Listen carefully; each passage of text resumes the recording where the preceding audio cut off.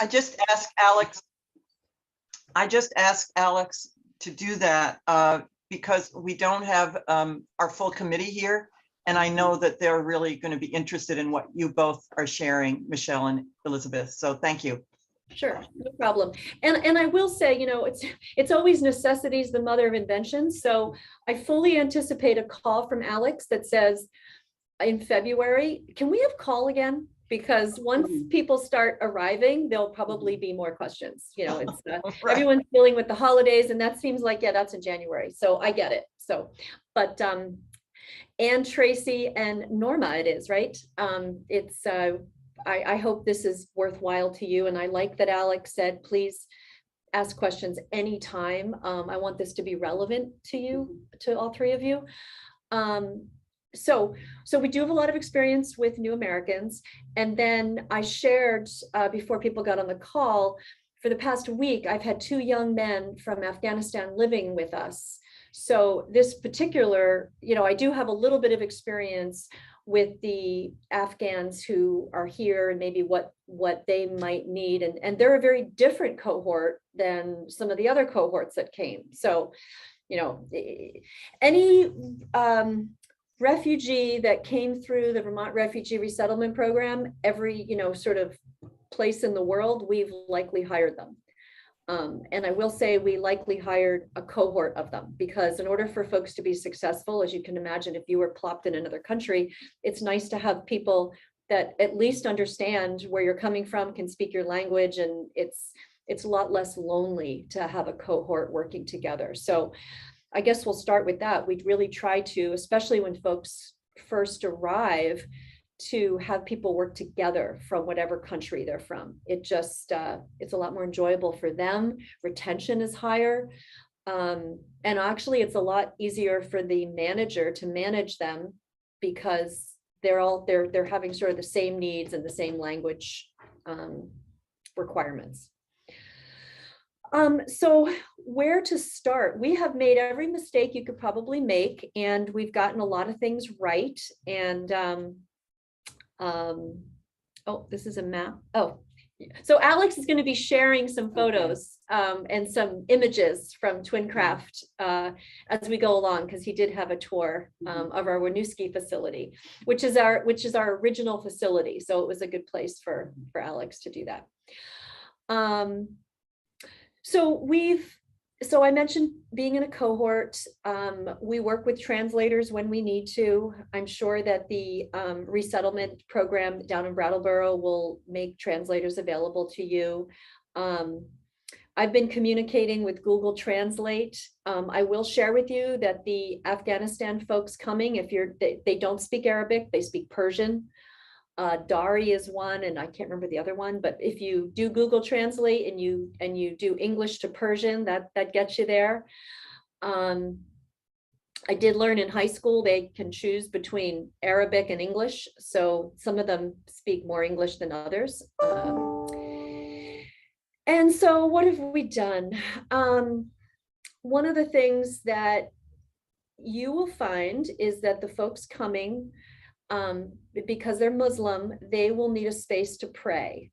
So we have at Twincraft created, we call them resource rooms, where people can go, and that's one of the things that they can do. They'll bring their own prayer mat in, and if not, you can provide them. And they don't need a lot of time, but there are 5 times during the day that they need to face east and pray. And a few of those times will be during the work week. They will really appreciate that accommodation.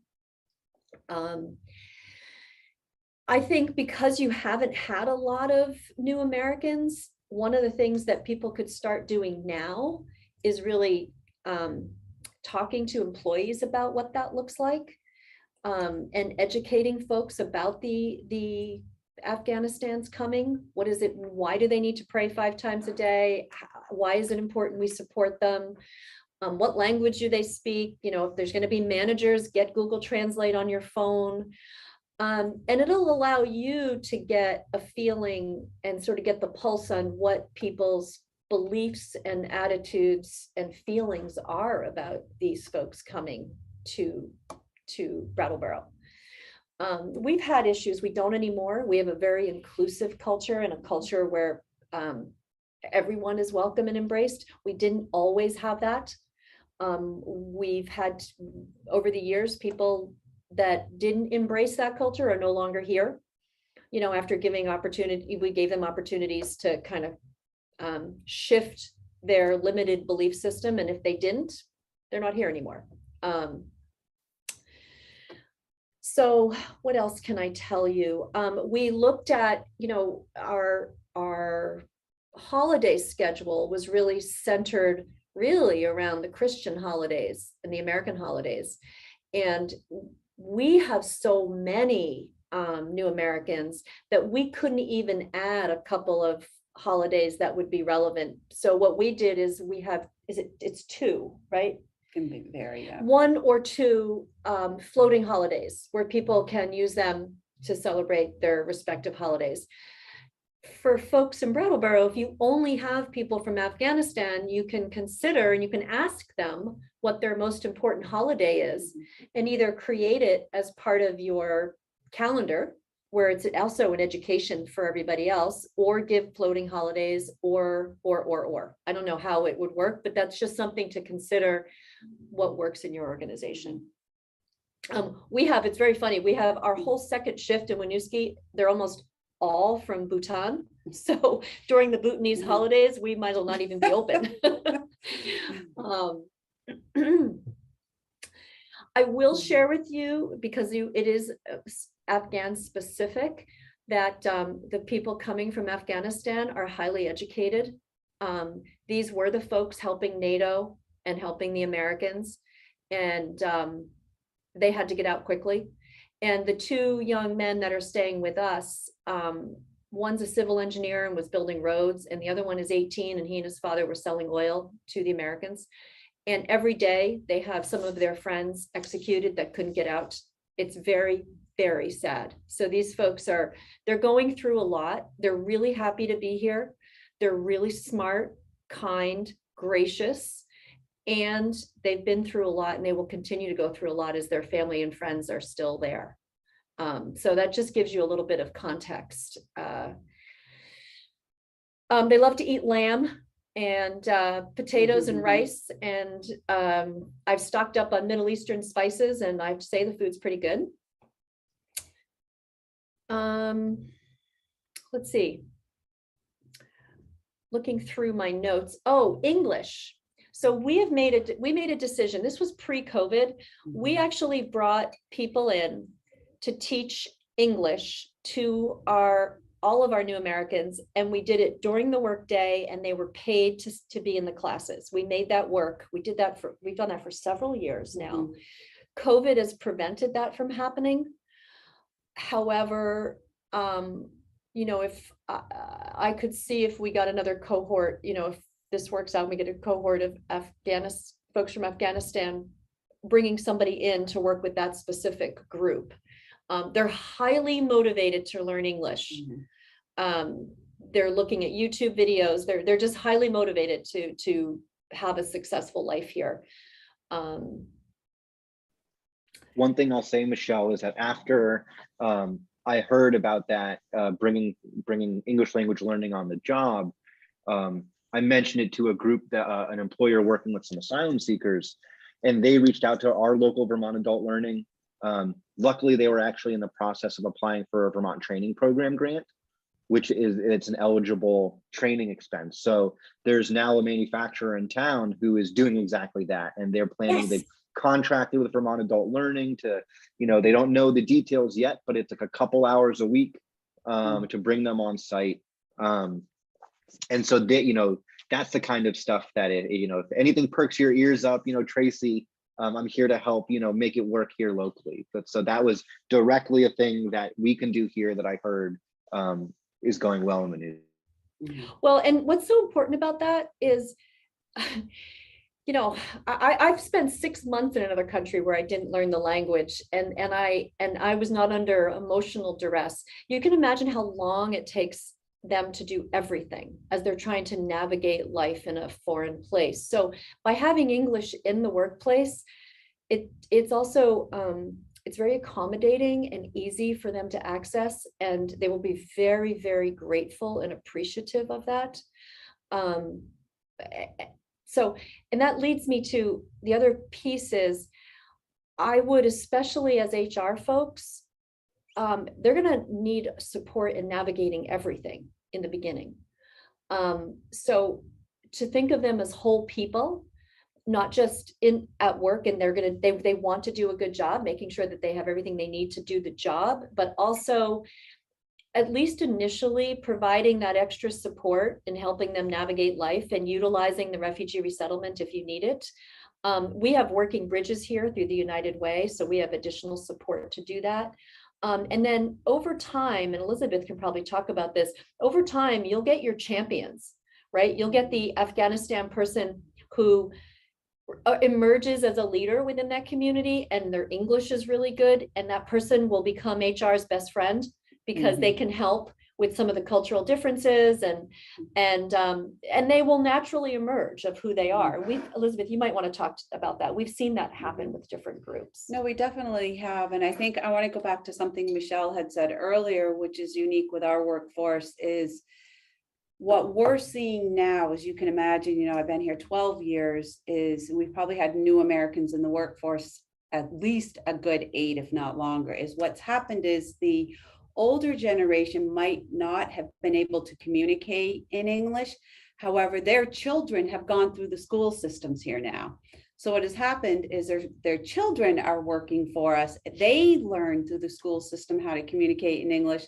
So what we're finding is they often do a lot of the translation for us, which is huge.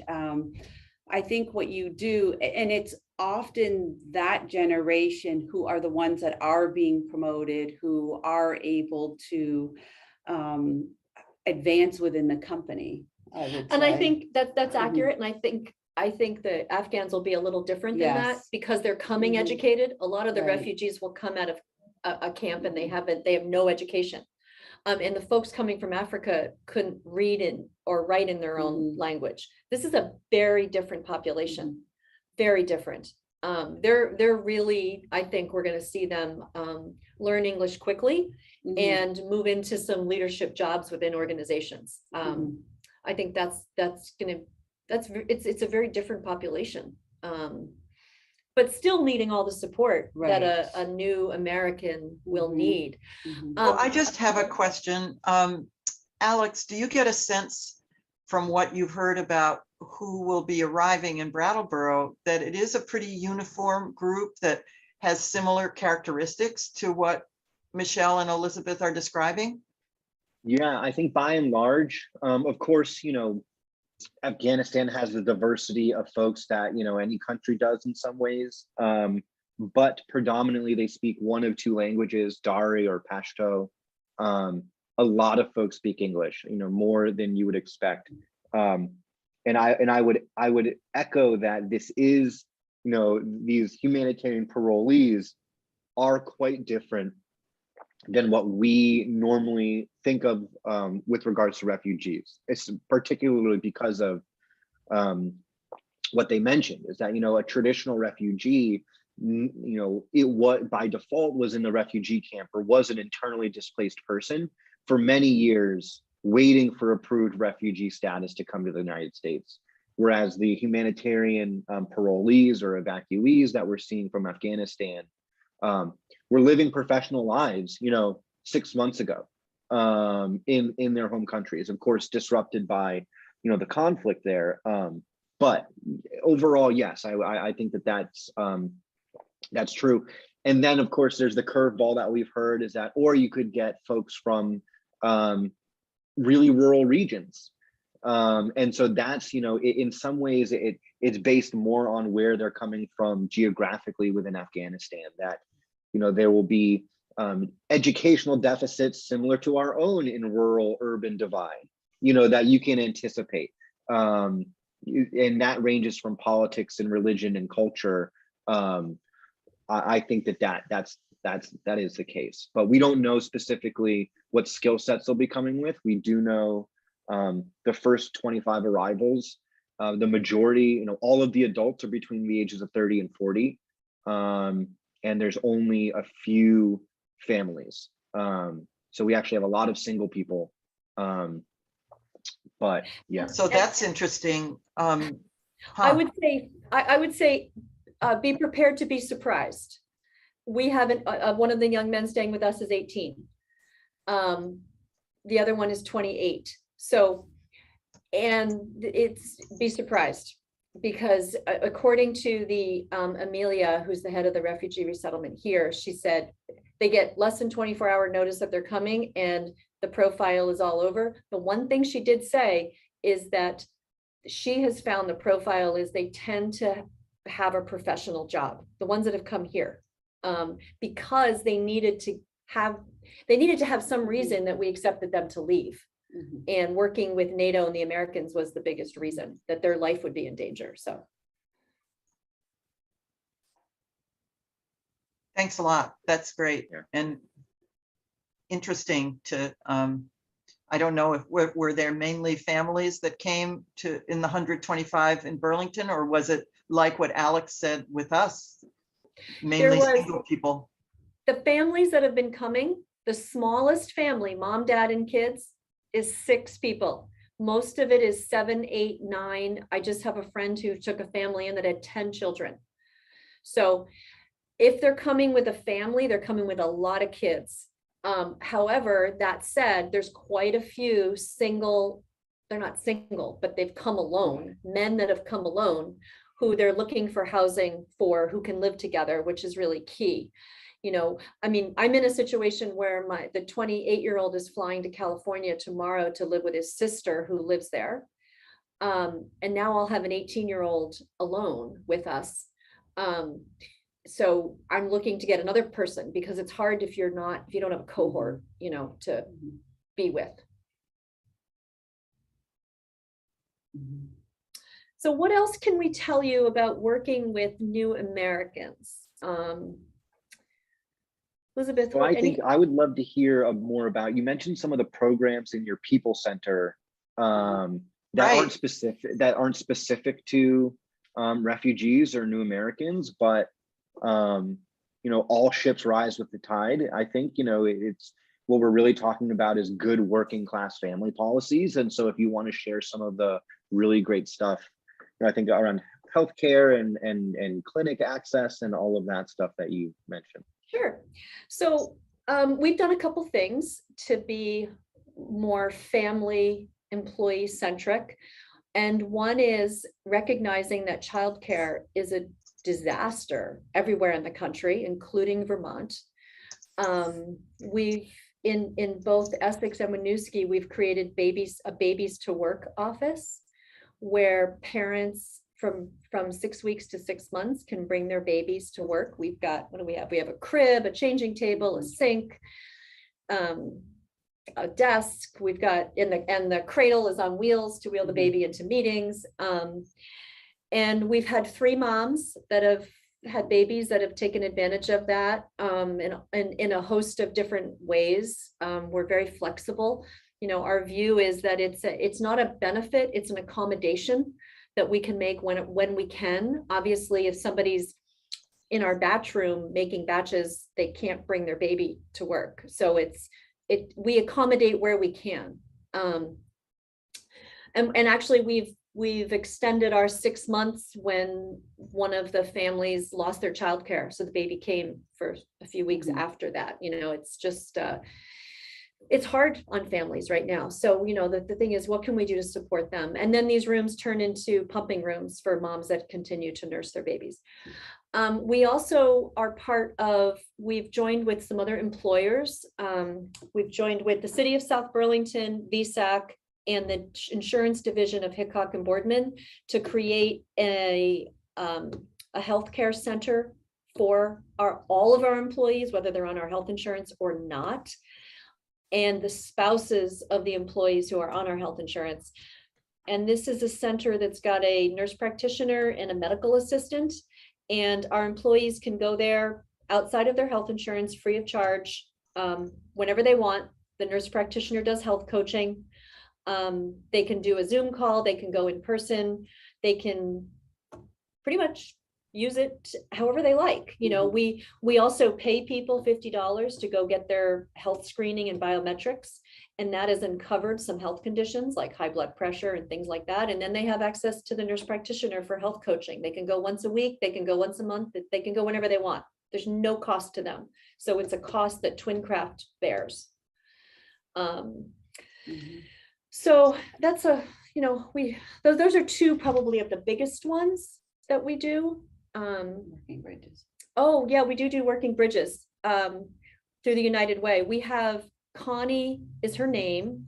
She's our resource person, and she comes 3 hours a week, 4 hours a week, 3 hours a week to Winooski and 3 hours a week to Essex. We have an office for her, and she has confidential meetings with any employee that wants to have a confidential meeting with her. She'll help them if they can't find childcare, if they can't pay a heating bill, if she helps new Americans apply for citizenship. She connects people to resources in the community and helps them, we bring folks in to help them do their taxes. All the things that, it's hard to navigate life if you don't have the cultural literacy that probably all of us have that advantage based on our background. So when I think of something that really supports sort of working class families, that's it, understanding where people are and meeting them where they are and providing the resources that they need. And all of that is thinking of the employee as a whole person and supporting them. And I think, honestly, it's one of the reasons that we have hired over 200 people since the pandemic broke out. And most of those new hires come from employee references. So if you want to hire people, you just got to create a healthy culture. And one of the things that I want to add, because it's really important to add, is that we also have high standards for work performance. So while we support folks to make sure they get there, if you're not performing and adding value, we will, in a very humane way, help you find someplace else to land. It may not be the right fit. And the reason I say that is sometimes when I'm talking to business folks, they feel like we might be running some kind of charity, and we're not.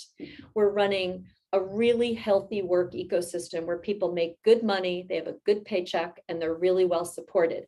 But in return, we expect them to do a good job and add value to the company.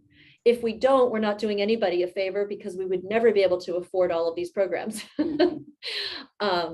So that adds to a healthy culture, right? When you have expectations of good performance and adding value and working together as a team, that's really important. So I always want to put that in, because when I talk, it sounds like it may sound different, but that's just who we are. And do we make mistakes? Yes. And is it an organic process? Yes.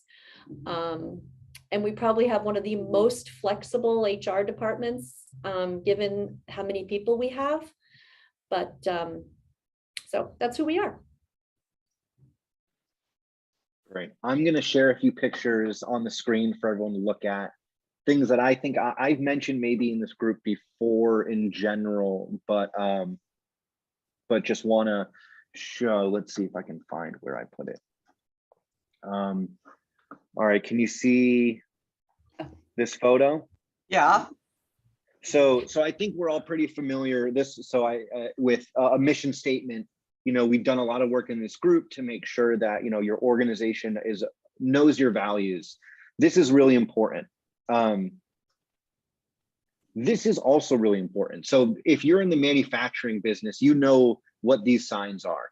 They're you laminate a sign and you stick it up in every workstation, right? And it's almost always based on safety. It's based on what batch you're making. It's all of but you can put your values, you can communicate your values this way too. So, and this is something I've mentioned, is that, these laminated flyers is how you communicate about the workplace in a manufacturing environment. And this is a really, Alex, can I interrupt for a second? You took pictures of those, but I have to share. Remember I told you that we've made mistakes and we've learned from them? Okay. So here's one of our big mistakes. Those are very old and they're not all over the company. And I'm going to share with you why. The other piece that you did, we operate with a head for business, a heart for people, and a passion for bringing them together. That's up and visible, and that's what we live by. In our experimentation, by having these values all over, it almost was like creating some dogma versus a live, thriving ecosystem. So we don't have them all over anymore, because here's what happens. Okay, so we're in a meeting and I'm not bringing my best self today, and I'm kind of grouchy. And I have somebody say, you're not living up to the values of the company. Well, that's not helpful. That is really not helpful. That creates more sort of polarization. So we have experimented and it's worked better. Again, this is all an experiment. So if you all are experimenting with things, I'd love to learn. We have experimented with not doing that, and instead getting the right people on the bus, getting the right people in leadership positions and management positions who have a high level of emotional intelligence and who don't have the traditional egocentric hero mentality of, here, I've come to save the day, but really want to do team building. And on top of that, our president leads mindfulness meetings every week, every other week, with a core group of 45 people in the company.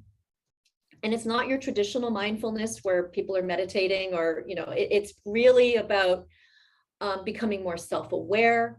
It's talking, because it's internal, we haven't hired anybody to do it. It's very relevant to the company. It's a safe place. People can chat. He brings in quotes. What does this mean? What's going on in your life? They're cross-functional. So you've got people from different departments coming together, seeing each other as human beings. And that has made the most difference in the culture of the company. It's very organic. It works for us. Happy to share more about that. In some ways, creating mission, vision, value statements with the leadership on the top, it's a very easy way to say, hey, look what we did. Now we stuck them on the wall. Now all you people just follow them. Yeah. That never works. And so it's much more organic and messy. And so I just wanted to give you like sort of the heart and soul of what we're doing and what we talk about every single day. I just like to, Norma, if you're there, I'd like to ask Norma if what Michelle just described is similar to the way the town of Brattleboro has been functioning, because over the past 3 years, they have been working on creating a culture that's similar to what you're describing. And if I'm right, Norma, there is an opportunity for the leadership team to meet and reflect on equity issues in somewhat similar ways. Tell me your experience.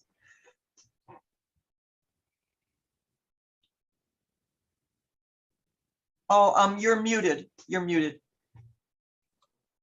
All right, sorry about that. I'm trying to come off of mute. I'm unfortunately, this has just been one of those mornings. Well, we know about the fire, so right. We really appreciate you even being here. Thank you. Okay, so I can just say quickly that I do believe that part of what you were saying, the opportunity to have to come together with those meetings, as far as Brattleboro, I believe has actually moved forward in such a pace with these issues, especially in equity as well as in equality. So I think I have been to some presentations such as this to prepare for meeting new Americans. And, I can't say like succinctly, yes, this is going on in the town, but I can say that, yes, we're open to, creating that kind of atmosphere. Yeah. It was mainly, I put you on the spot like that because Sally had talked about the way in HR she has gone beyond trainings to have representatives from each department of the town meet regularly to just discuss how are they dealing with equity issues. And when And Michelle, yeah, that's absolutely true. Sally has been bringing us together at all of those DEI situations and bringing different department heads, different community leaders together to have we have meetings, we have sessions, we watch training videos, and then we discuss them. So yeah, we have already started that. yeah, it's inspiring, and to think that that's something that has been working so well with Twincraft.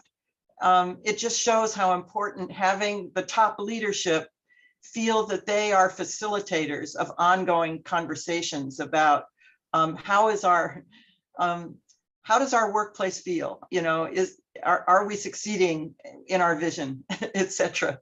Right. So thank you both. Thank you, Michelle and Norma, for that update.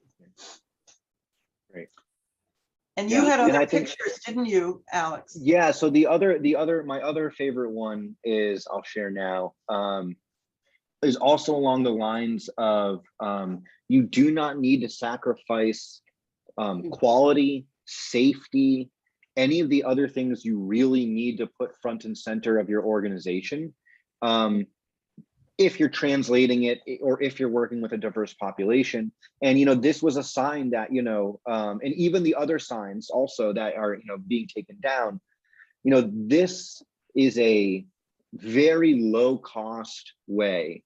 You know, and I'll reiterate, signage is easy to get translated, and it's a relatively low cost way to reinforce the other things that are really important in your workplace.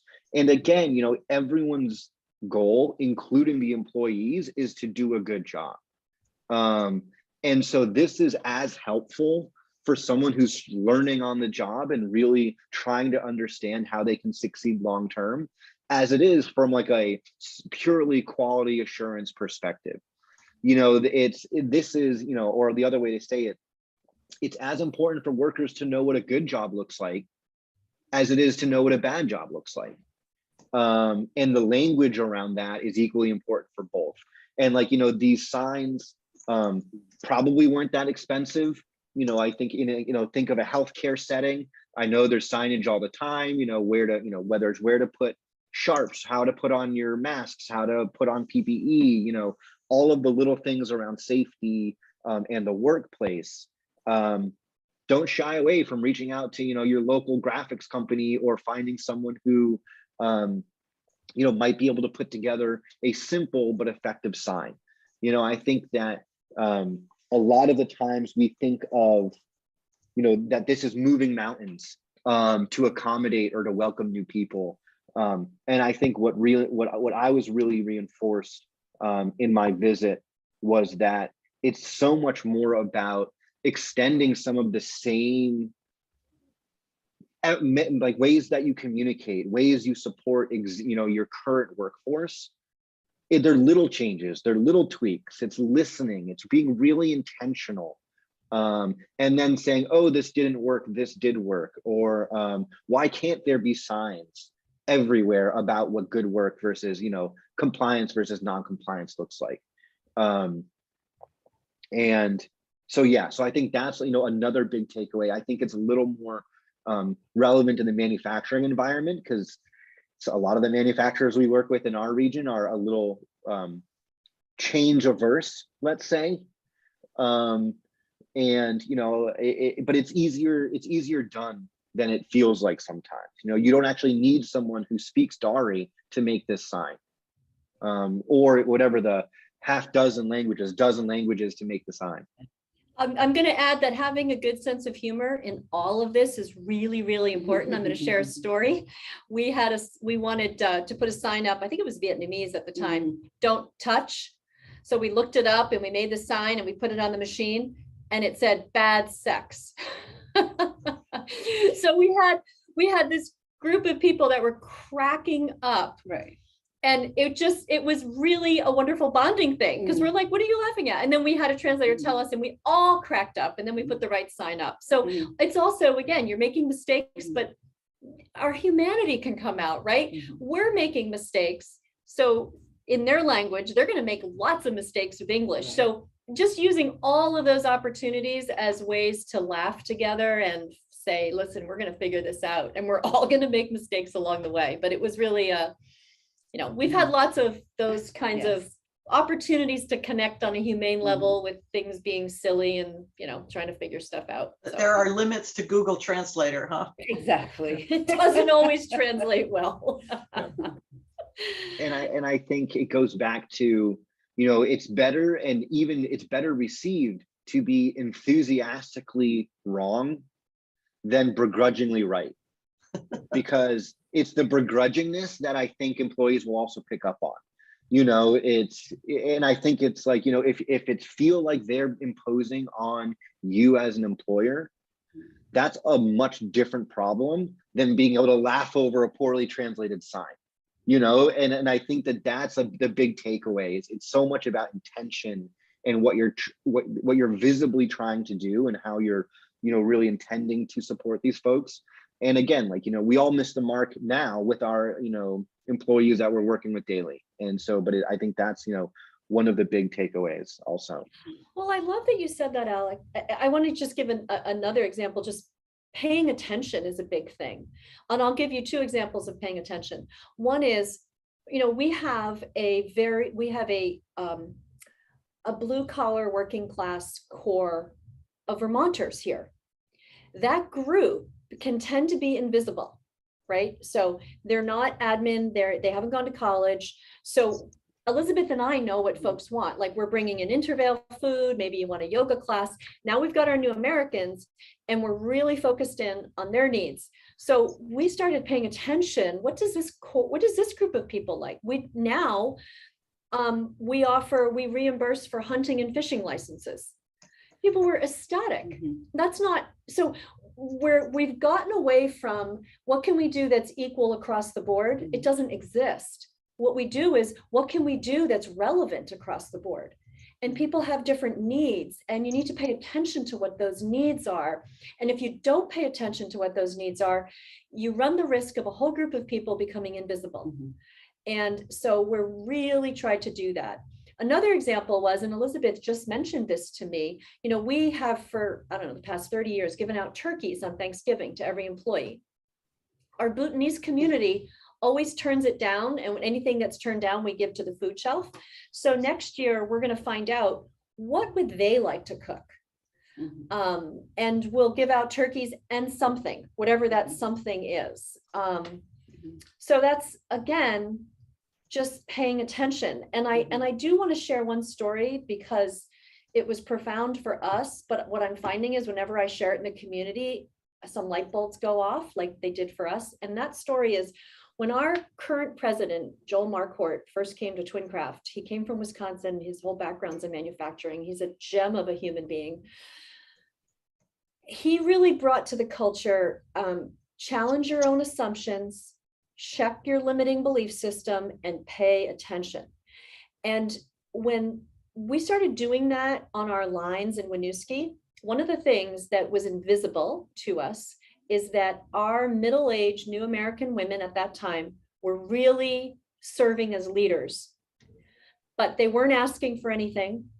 They weren't demanding a title. They weren't demanding more pay. They were kind of going under the radar and not being advanced, because they were quiet. They just were quietly doing it.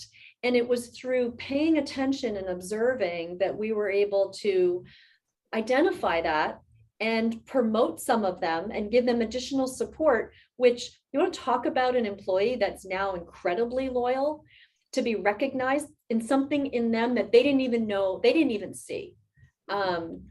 So there's so many examples of that. And when I talked about, like, how do you, that's part of the culture, and continuing to bring that level of personal awareness of your surroundings, higher level of emotional intelligence, checking your assumptions. What are your limiting beliefs? It's kind of it's more of a mindset that's, you're never there. It's never perfect. We're all going to make mistakes, but how do we keep evolving in our little ecosystem? So I share that to see if it resonates with any of you, because it's really had a profound impact on our company. And you know what? On our profitability. Mhm, Because at the end of the day, if we make more money, we can pay more money. mhm. Impressive. Yeah. Fun. And Yeah, you know no, what? It's a whole lot more fun. Yeah, I think that there's, the shrewdest of business people are the ones who put their people first. And I think that that's a common mistake, is that to be a really great business, you need to, be exploitive of labor or all of these things that we say. But I think Twincraft, really, and you folks said it best, is that, it's your own bottom line. Happy employees are productive employees, and, a happy and healthy organization is a growing one. The statistic that you've hired 200 people since COVID, when most people are shedding jobs, is a great example of that. And that you're again, highly profitable. Yep, and that you're highly profitable. I mean, that you don't need to sacrifice profits, and even that mindset is wrong to approach it from that way. It's not what you're giving up; it's what you're gaining by doing these things. And I think you folks have made that really clear. Well, we're happy to share all of our mistakes and all of our learnings with anyone that's interested. And if anyone has, and we're always learning. So I'm sure there's great things happening down there with all of you. And if you have anything to share, we're open and would love to hear it. Well, it's neat to think we could have an ongoing exchange. That's great. Yeah. So in the interest of time, if there's any other questions for Michelle and Elizabeth, Tracy, you're on mute. Yeah. Oh, yeah. Thanks. Kind of an elemental question, I guess, but in bringing ELL into the work site, how does that work? How long are the sessions? Where do they take place? Yeah, Elizabeth will. Sure. Like Michelle said, it kind of got put on pause because of COVID. But what they did is, it was VAL, Vermont Adult Learning, who came into the workplace, and they actually did an assessment. So we would have a sign-up sheet. You'd have 50 people sign up. It didn't matter what language you spoke. It was more for a conversational piece. VAL came in. They would do an assessment on each individual, knowing that you can only have, they said 12 is the maximum. 10 to 12 employees would be great. What we did is they did 2 hours on a Tuesday, 2 hours on a Thursday, and you were able to have both shifts participate. They would come to us and say, this is a group of people that we believe are going to get the most out of this. This is a group that you should have. And they would go for 18 weeks. So it's 4 hours for 18 weeks. And at the end of it, talking about being very moving experiences. At the very end, when they graduated, you would go into the room and they would tell you stories. They had to speak it in their language, or in English, sorry. And it was all about them and their journey coming over here. And to Michelle's point of, they all had amazing careers where they came from.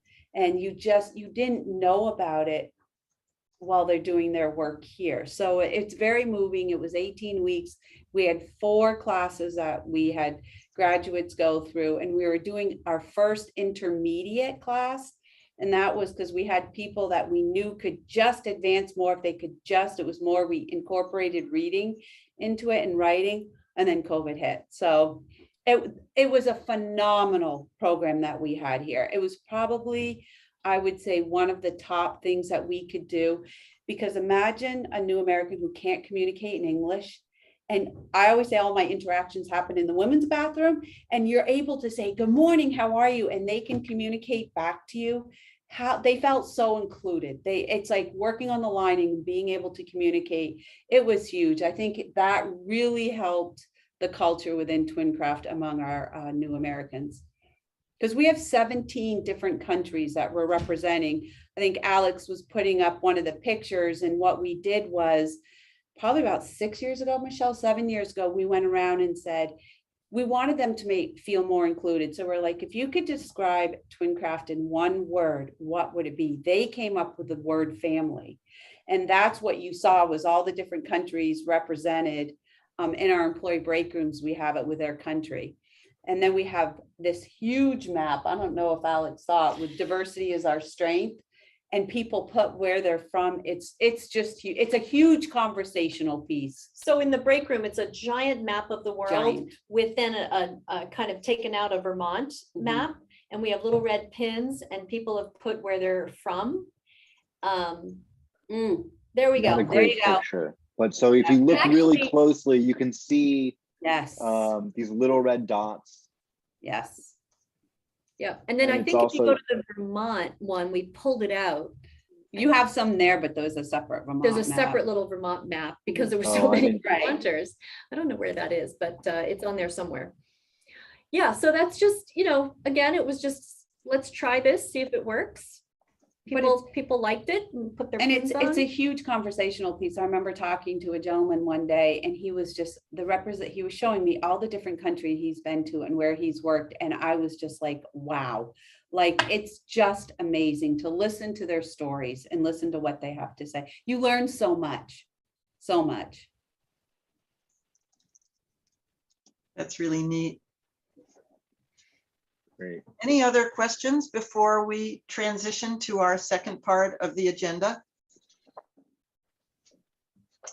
Gosh, thank you both. And please, Yeah. if you are able to, certainly stay. Just because what we're talking about is an educational opportunity for institutions, businesses in our community that reinforce a lot of what you've been discussing. So you're welcome to, but We if would you're both love to, but we do need to tap out. We have another Yeah. commitment. So. okay, But I okay. will well, share with you, it's been a pleasure and we're both available. It's exciting. It's exciting for Vermont that that we're moving forward like this. Yeah, And please reach out anytime with any questions. thank you. Thank you both. Okay, Yeah, take care. thanks so much. Bye-bye. Great. So what Alex and I wanted to now morph into is a description of a Vermont Community Foundation grant that the BDCC has just received that really stemmed from the work in our committee. And I'll have Alex describe it. We're pretty excited that this is actually going to come to fruition because it comes out of a lot of the efforts that in our communications we've put down on paper about steps that each institution individually can take to make their workplace more welcoming. So share with us what our grant is about, Alex. And Yeah, so the grant was it was based off of the idea that we had as a committee a while ago to do a regionally accessible DEI training for the kinds of the scales of businesses that aren't showing up, you know, to our table. For instance, a good example is, you know we have a lot of great engagement from our largest employers and from municipal leaders, but we know there's a lot of businesses in our community who could benefit not just from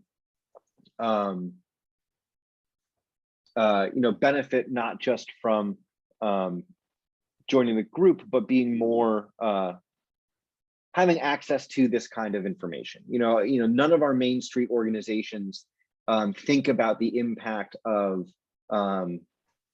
their own DEI practices. Some smaller nonprofits who may not have the budget to contract on their own for internal DEI trainings. And then lastly, there are a group of folks who don't yet know how to start and perhaps why it's important to do this work. And so the idea is really, we'll jokingly refer to it as DEI 101. And it's some big, broad topics. And I'll share this in just a sec. I need to figure out how to, but it's really, we're talking about broad topics that we're all familiar with already for the most part. And I'll share my screen now.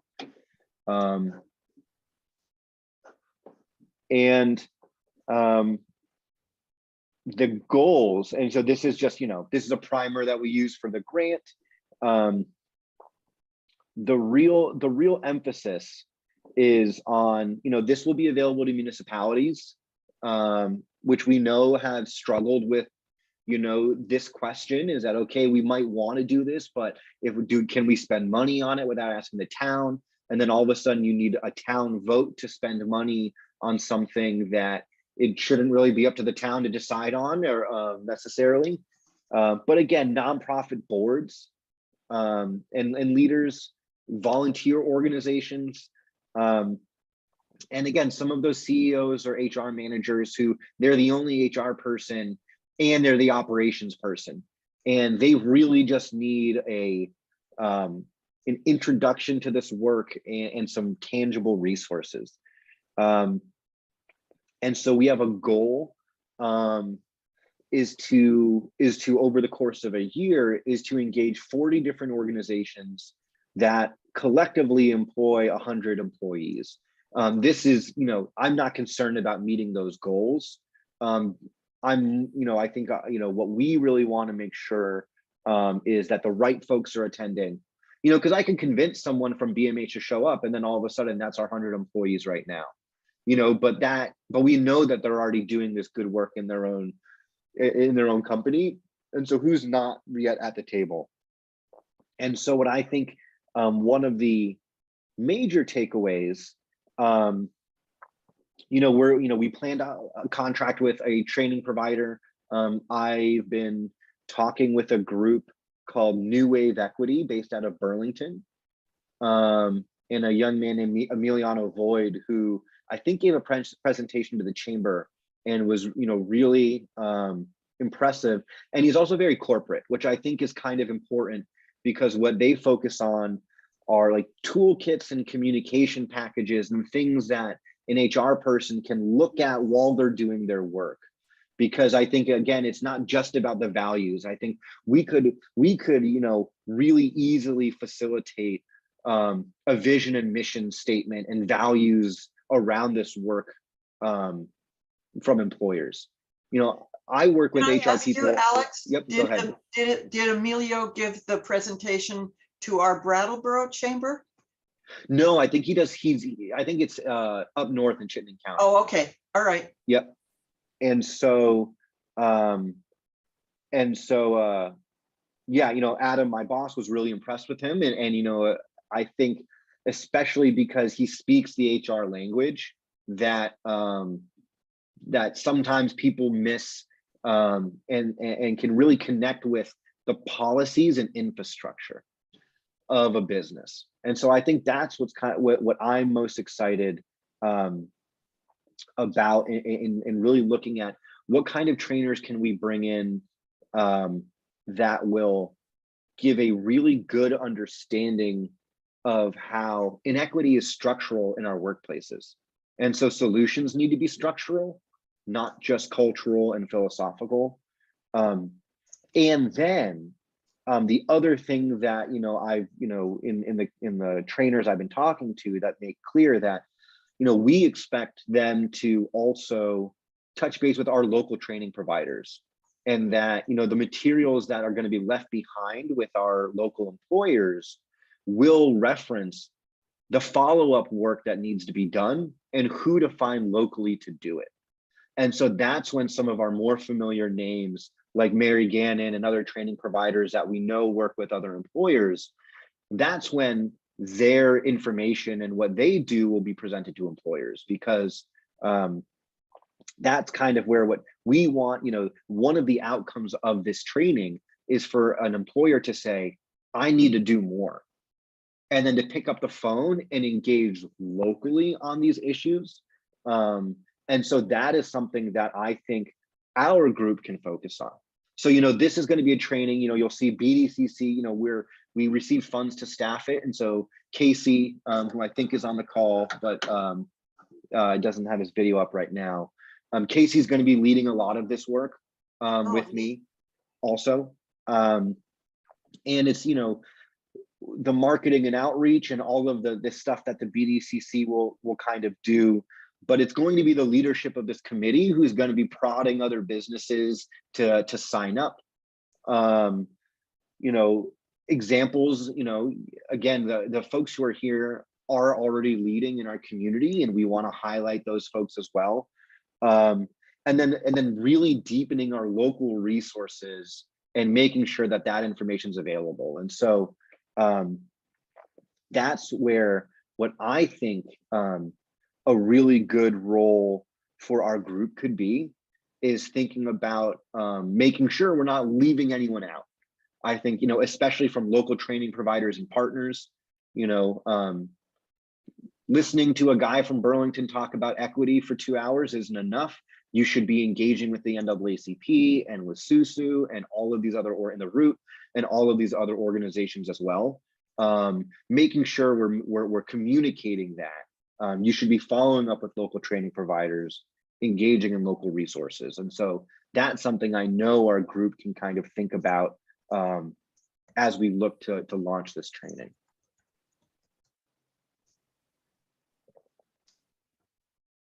Any questions overall? I mean, it's in some ways the devil's in the details, and that's something we don't have a lot of explicitly yet. And I think when we get closer to some proposals from training providers, we can share those around as well.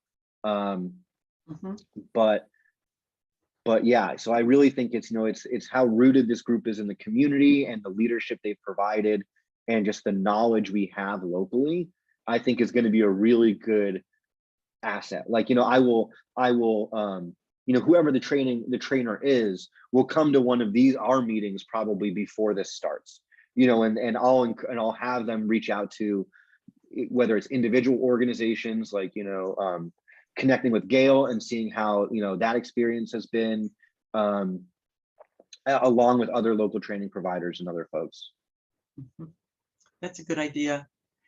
So what you're saying is a first step for BDCC in managing the grant is deciding on the trainer that will shape the way the sessions will go, and what the agendas will be, and that would be brought to us to review and critique. Yeah. Is that So I the think understanding? Yeah. So I think if we're, I'll share this one more time so it's easier. So when we're looking at, this second column, the key training components, can everyone see this? Yep. So I think, it's really this first part that this is really what the trainer is going to be focusing on is, what specific tools and best practices and, that the meat and potatoes of the content of the training is something that they'll put together based on, their experiences working with companies in Chittenden County and Vermont, and they do a lot of work in Canada and in other places.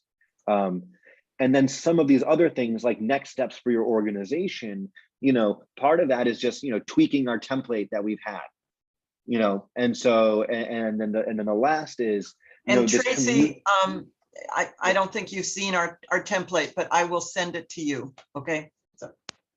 Yeah. And a lot of it was based off of some of the work that BMH had done in terms of like forming your core group of people dedicated to this. And then this community resource handout. So I think that's kind of what we would be focusing on as a group.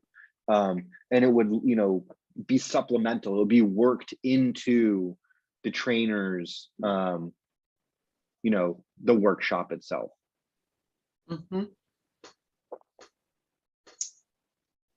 Sounds like a really good set of steps. Yeah. And I mean, I think, it's we put it, it's in the primer and it's in the application. And I think it's, this came directly from the work that the diverse workforce development started and has been championing. And I think, an outcome or goal that I see that isn't on this list is, and something we may need to be prepared for, is increased membership in our group. And thinking about, which would be great, and thinking about how can we expand what we offer to the, beyond the Brattleboro area or beyond the employers we're working with now, or not, or maybe this is really a think tank that is doing this groundwork and then working with others to help it expand. So there's still a lot of questions about what role this group wants to take, but these are things we can keep discussing, and it will always be coming back to this group in terms of what we're communicating to employers. Yeah, I think it was super interesting that Twincraft mentioned a few programs that they offer in partnership with a few employers. And so I think that's another, a thing that could happen is that, as a group, people coming to these trainings will say, oh, we need, we want to keep doing this work, but we can't afford it on our own. Maybe it's 4 employers coming together and doing, hiring a trainer to come to their, to do it with a larger group of people, or yeah, like providing childcare is an equity issue, and it's an inclusivity issue, and maybe we should band together and solve one of these, help address some of these concerns. I think that's like, we don't know what the best outcome will be, but I think it's an exciting, prospect when you convene folks like this.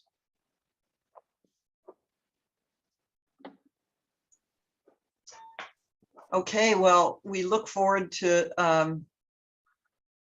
tackling this in more detail once that decision is made about the trainer and the shape of the training. I think we'll also reach out to United Way for their perspective on it and help with the outreach. But certainly the 3 of you that are here will help us connect with the kinds of groups that should be joining in. Yep. Yeah, and we plan to reach out to, we've already started talking with the Chamber and the Downtown Brattleboro Alliance. And of course, Ruben and I have talked about this a handful of times. And so it's really, it'll be a warm hug from the business community to encourage people to engage in something new. And I think that's the main goal. Even Dan Yates has said, we do our stuff internally, but I'm happy to say about how important it is for other businesses to do it themselves. And it's that kind of leadership that I think there's plenty of room for in our existing committee as well, to highlight that. Well, thank you for inviting me to this, because I'm really excited to be a part of it. As I said, I'm new to BMH. I'm pretty new to Brattleboro, and this is great. I'm excited. Oh, yeah. Great. Well, thanks, Tracy. We look so forward to getting to know you and your work better and help you out if we can. Thanks. So okay, Alex, I think we're at a point of closure. We covered the bases, and I know that this was kind of an odd duck date of a meeting because it was in between the holidays. In a way, I'm not that surprised that more folks weren't able to make it. Our next meeting is at our regularly scheduled 4th Thursday of the month meeting time, monthly. And so Tracy, just so you know, that'll be January 27th, same time, 10 to 11:30. And I'm so glad, Alex, that you taped this, because it can be a resource for those members that missed it today. So anything else that we missed that you'd like to have an update on, or make sure we consider? Nope, I just know, Casey is still in touch and working on what we can think about for Bridge to Brattleboro for January. Similarly to our employers, students, not much is, or a lot is happening for students between, December and January and February, but not a lot of what we're offering is on top of their minds. Things like finals and break and coming back to family are, the pressures that they're dealing with right now. So we're really looking at the doing more of that at the start of the next semester, and Casey will have an update at the next meeting for that. So, Anne, are things looking good for being on campus for the rest of the school year after the holiday? I hope so. There were some initial conversations and some initial or end of the semester emails that went out, just sort of reminding everybody that, yes, we're all vaccinated, but we may need to consider some, Restriction. we've been unmasked on campus.